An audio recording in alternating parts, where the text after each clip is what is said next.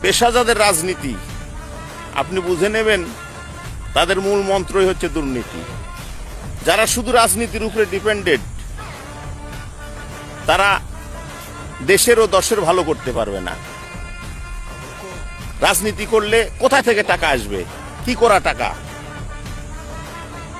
শুধু রাজনীতির উপর ডিপেন্ডেড করে ওই ব্যক্তি যদি জীবিকা নির্বাহ করে, আপনি বুঝে নেবেন তার শতকরা 98% টাকা হচ্ছে অবৈধ। কারণ রাজনীতির নিজস্ব কোনো বেতন নাই। এমপিদের কথা আলাদা, এমপি হলে একটা মাসিক বেতন তাদের দেয়া হয় গভর্নমেন্ট থেকে। কিন্তু যারা ওয়ার্ড সভাপতি, সেক্রেটারি, এই টয়লেট সভাপতি, এই সভাপতি, সেই সভাপতি, এদের বেতন কোথা থেকে আসে? এরা রাজকীয় হলে কিভাবে চলে?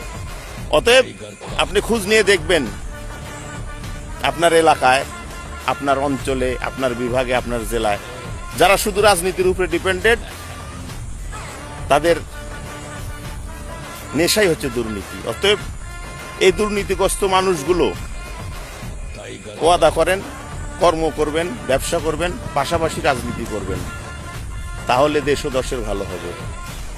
সবাই ভালো থাকবেন। দেশ আমার না, দেশ আমাদের, এই মন্ত্র ঢোকাবেন মাথার ভিতরে। সোনার বাংলাদেশ হবে। জয় বাংলা।